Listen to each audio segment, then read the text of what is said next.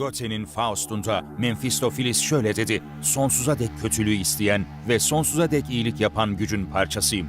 Bugünkü bölümün kahramanı tam tersini yapıyor. İyi niyetini ilan eder ve ardından dönüşü olmayan bir kötülük yapar. SCP-049-J, Orta Çağ'dan tipik bir veba doktoruna benziyor. Uzun bir siyah pelerin, sivri bir baston, yüksek çizmeler, eldivenler, bir şapka ve ucuz burunlu bir veba maskesi.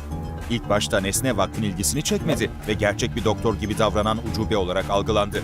İnsanlarla tanışırken SCP-049-J her olasılığı tedavi edebilen güçlü bir büyücü doktor olduğunu iddia eder. Tabii çoğu insan nesneyi deli kabul eder ve bu tür ifadelere tepki vermez, ancak yine de istisnalar vardır. Hikayemiz 90'lı yılların ortalarında Sırbistan'dan Zdravka Stojković adlı bir mültecinin 14 yaşındaki oğlu Mark'ın tedavi edilemez hastalığıyla karşı karşıya kalmasıyla başlıyor. Teşhisi asla belirleyemedim, ancak o sırada Zdravka çaresizdi. Özellikle hizmetleri için para talep etmemişse her şarlatanın yardımına başvurmaya hazırdı. Zdravka, SCP-049-J'yi Mark'ın bitkin halde yattığı evine götürdü. Sahte doktor çocuğa birkaç el hareketi yaptı, anlaşılmaz cümleler fısıldadı ve sonra bastonuyla çocuğun midesini deldi. Mark 5 dakika içinde öldü. Nesne annesinin çığlıklarına yanıt olarak çocuğun artık tamamen sağlıklı olduğunu ilan etti. Polis aynı gün veba doktorunu tutukladı. Karakolda polise tek başına tüm hastalıkların tedavisi olduğunu ve insanlığı ancak onun kurtarabileceğini söylemeye devam etti. Polis onu muayene için bir psikiyatri hastanesine transfer etmeyi planladı. Ancak doktorun maskesini çıkarıp yüzünü gördüklerinde yetkililer derhal vakıfla iletişime geçti. Yüzü garip bir yapıya sahipti ve gerçek bir insandan çok bir insanın oymalı ahşap görüntüsüne benziyordu. Ayrıca veba doktoru çok terlemişti ve polis etrafındaki koku alma duyusunu kaybetmişti. Vakıf çalışanları karakoldaki herkese ve Zdravka Stojković'e B sınıfı hafıza kaybı uyguladı ve daha sonra daha fazla çalışma için SCP-049-J'yi yanlarına aldılar. Şu anda özel, sınırlı, yüksek güvenlikli, çok gizli MK Ultra alan bölge kıta 101.5 WFML kod adlı bir tesiste bulunuyor. Bu bölge Richmond, Virginia şehrindedir.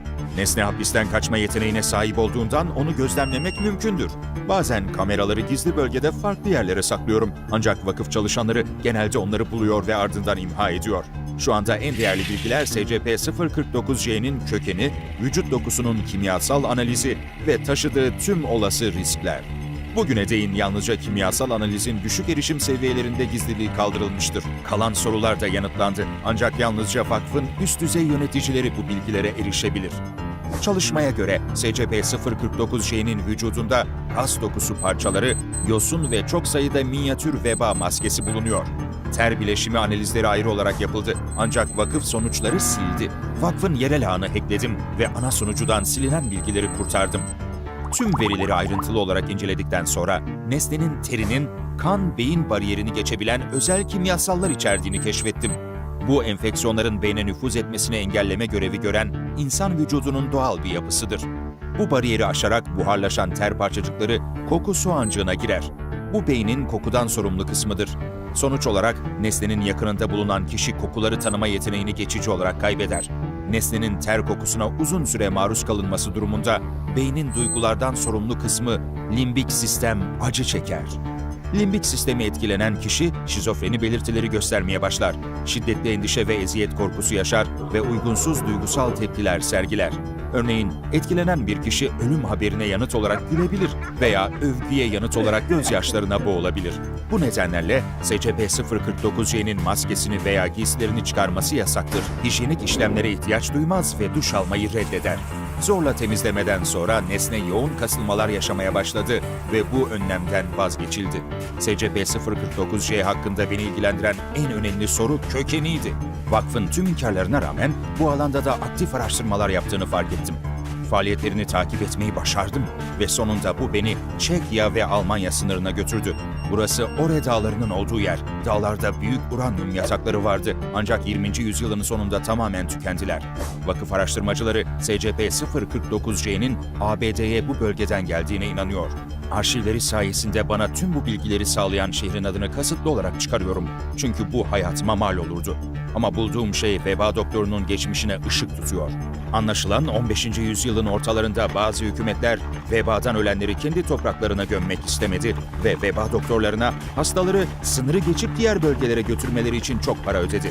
Bunu yapan devletler arasında Ore Dağları'nın iki tarafında yer alan Saksonya ve Bohemya vardı.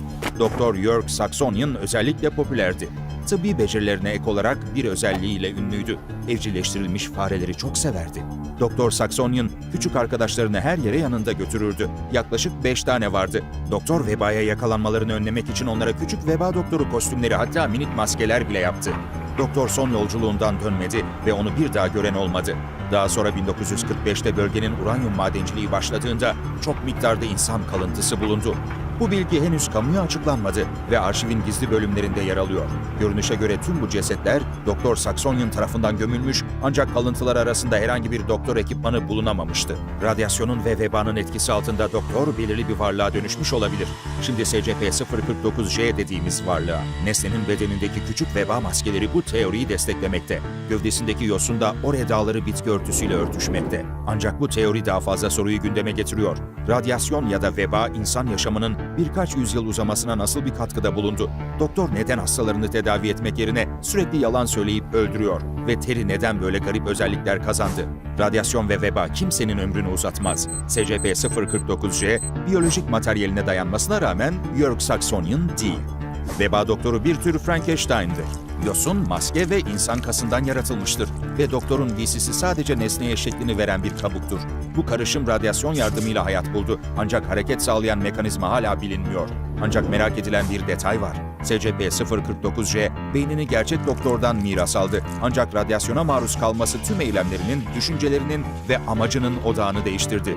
Doktor Saxonian'ın ana amacı insanlara yardım etmekti. Ancak SCP-049J'nin davranışı yalnızca yalan söylemeye ve öldürmeye yönelik, tedavi etmeye değil. Bu fenomenin mekanizması da bilimin henüz açıklayamadığı bir sır olarak kalıyor. Vakıf çalışanları SCP-049J'nin anormalliklerinden biriyle daha karşılaştı. Yalanları her ortaya çıktığında kaçma becerisi. Vakıf protokollerinde belirtildiği gibi nesnenin ana anomalisi ve vakfın duvarları içinde tutulmasının nedeni bu. Veba doktoru kilitli bir hücrede zincirlenmiş olsa bile yine de bir şekilde serbest kalabiliyor. Nesne bunu her an, yalanları ortaya çıkmasa bile yapabiliyor. Ancak sadece ifşa olduğunda kaçma ihtiyacı hissediyor. SCP-049J konuştuğu kişilerden birinin onun tıbbi desteğine başvurmak isteyeceğini umut ediyor da olabilir. Gizli kameralarım nesnenin kaçışını 3 ayrı durumda kaydedebildi. Videoda SCP-049J'nin gardiyanın yanından nasıl sakince geçtiğini görebilirsiniz. Fark etmiyor bile. Nesnenin kollarında kelepçeler var ama onları oyuncakmış gibi çıkarıyor. Lazer güvenlik sistemleri de SCP-049J'nin kaçışına tepki vermiyor. Bundan 3 sonuç çıkarılabilir. İlk olarak nesne insanların ruhlarını etkileyebiliyor. Kendini etrafındakiler için algılanamaz hale getiriyor. İkincisi, teknik sensörler SCP-049J'nin hareketlerini algılayamıyor. Üçüncüsü, nesnenin gövdesi ellerini kelepçelerden kurtaracak ve hücredeki küçük deliklerden kaçacak kadar esnek. Nesnenin yüzeylerden geçebildiğini iddia eden dördüncü bir sonuç var. Ancak bu hipotez olası görünmüyor. Tüm video kayıtları veba doktorunun kapılardan çıktığını, duvarlardan hiç geçmediğini gösteriyor. Nesnenin bir kişinin zihnini etkileme yeteneği açıkça onun Terry'nin özellikleriyle ilgili. Daha önce dediğim gibi buharları beynin korteks altı yapılarına nüfuz edebiliyor. Nesnenin yalanları ortaya çıktığında endişelenmeye ve daha yoğun terlemeye başlaması muhtemel. Bu durumda ter partikülleri bir maskeden bile geçebilir ve hedeflerine kolayca ulaşırlar. Ter sensörlere de yardımcı olur. Aşırı terleme nesnenin hareketini yumuşatır. Böylece sensörler SCP-049J'nin hareketlerini havanın normal titreşimleri olarak algılar. Üçüncü noktaya gelince, nesnenin gövdesinin yeterli bir yapıya sahip olmadığını ve yoğunluğunun düşük olduğunu varsayabilirim. Doktor kıyafeti içinde büzüşebilir ve genişleyebilir. Bu bilgiyi analiz ettikten sonra nesneyi muhafaza alanından çekmeye karar verdim. Gizli bölmenin yakınına ciddi bir hastalığın tedavisi için para toplamaktan bahseden sahte ilanlar koydum ve adresimi bıraktım. Nesne okuyabiliyorsa muhtemelen yardımını sunmak isteyecekti. Öyle de oldu. İlan yayınlandıktan 3 gün sonra evimin önünde veba doktoru gibi giyinmiş biri duruyordu. Güvenlik kameraları bunu kaydetti. etti. Ancak her kaçıştan sonra vakıf çalışanları nesneyi hızla bulmayı başarıyor. Bu sefer kapımın önünde yakaladılar. Neyse ki o an evimi kontrol etmeyi düşünmediler ama döneceklerini biliyordum. Bu yüzden eşyamı alıp Virginia'nın başka bir yerine taşındım. Ne yazık ki nesnenin kaçışları zamanla daha az sıklıkta olmaya başladı. Kaynaklarıma göre vakıf, SCP-049J'nin çalışanların zihinlerini etkilemesini önlemek için gaz maskeleri kullanmaya başladı. Bölgedeki sensörler de geliştirildi. Artık havadaki olağan dalgalanmaları terleyen anormal bir nesneden ayırt edebiliyorlar. Veba doktorunu vakfın duvarları içinde tutmak için çalışanlar psikolojik manipülasyon kullanıyor. Nesneye sürekli olarak birini tedavi etme fırsatı vaat ediliyor ve güvenini kaybetmemek için vakıf bu amaçla periyodik olarak nesneye D sınıfı çalışanlar sağlıyor. Yönetim onlara asla acımaz ve amaçlarına ulaşmak için kullanır. Vakfın kısıtlamayı başaramadığı tek şey nesnenin esnekliğiydi. Yani her 4 ayda bir kaçmayı başarıyor. Nesneyle ilgili çoğu soru cevapsız olduğundan araştırılması sürüyor. Sen ne düşünüyorsun? Bu anormal varlığın ortaya çıkmasına ne sebep oldu? Hareket mekanizması olarak onu ne etkiledi? Aşağı yorum yap ve bu videoyu beğen. Bu araştırmalarımı paylaşmayı sürdürmem için beni teşvik edecek.